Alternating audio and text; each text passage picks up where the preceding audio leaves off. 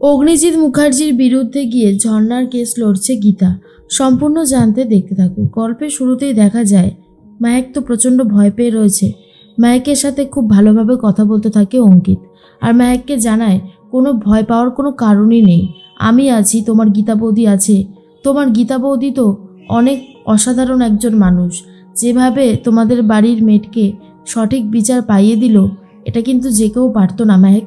তোমার বৌদি সত্যি জিনিয়াস, এই কথাটা ভালো করে মাথায় রেখো। এরপর মায়েক তখন বলে, আমার সবটাই মাথায় আছে অঙ্কিত। অঙ্কিত বলে, আজকে তো সেভাবে কিছু হলো না, একটা দিন আমি আর তুমি বেরোবো, লং ড্রাইভে যাব, সেখানের কোনো একটা ধাবা থেকে গিয়ে খাবার খাবো, গল্প করবো, কেমন? আর সেদিন কৃপানের ছায়াও তোমার ওপর পড়বে না, কথাটা ভালো করে মাথায় রেখো। দেখো, আমরা তোমাকে সাহস দেব, এবার তোমাকে নিজের থেকেও কিছুটা সাহস অর্জন করতে হবে, কথাটা মাথায় রেখো। এরপরেই ফোনটা কেটে দেয়। গীতা তখন বলে, ঠিক আছে, তাহলে তোমরা ভালো থেকো, আমি এখন যাই। আরে আমার সামনে ফোন রেখে দিলে, এরপর ফোন করে কথা বলে নাও। আমি জানি আমি থাকতে তোমার কথা বলায় সমস্যা হচ্ছিল। ম্যাক তখন বলে, কি যে বলো না গীতা বৌদি। আরে বাবা, সেরকম কোনো ব্যাপারই না। অঙ্কিত আমাকে বলল আমি যেন খুব ভালোভাবে থাকি, টেনশন না করি। গীতা বলে, আমিও তো তোমাকে সেই কথাটাই বলছিলাম মেহেক, সব ঠিক হয়ে যাবে, শুধু একটু সময়ের অপেক্ষা। এর মধ্যেই মেহেক মনে মনে একটা কথাই ভাবে, অঙ্কিত ছেলেটা খুব ভালো, আর অঙ্কিত মেহেককে খুব ভালোবাসে।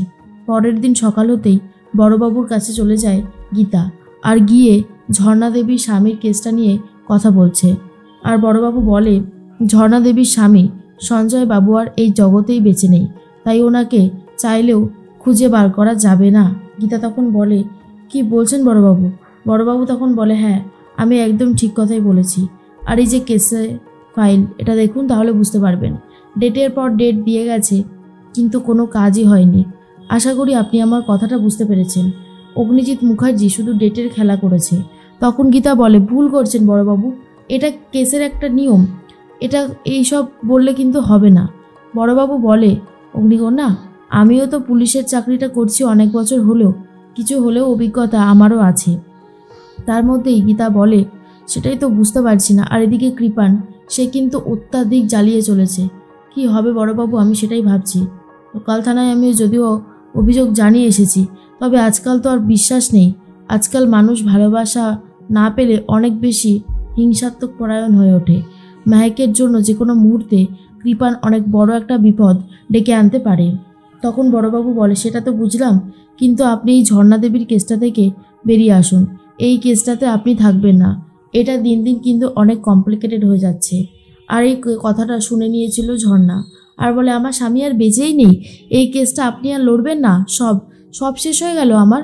গীতা বলে, আপনি একটু শান্ত হন, আপনি যদি এত রিয়াক্ট করতে থাকেন তাহলে কি করে হবে? অন্যদিকে ঝর্ণা দেবী তো খুবই কান্নাকাটি করতে থাকে। আর গীতা তখন বলে, এই কেসটা আমি লড়বো, যখন বলেছি এই কেসটা আমি লড়বই। এর মধ্যেই গিনি সাত্বিককে ডাকতে থাকে আর বলে শাড়ির কুচিটা ধরে দেওয়ার জন্য।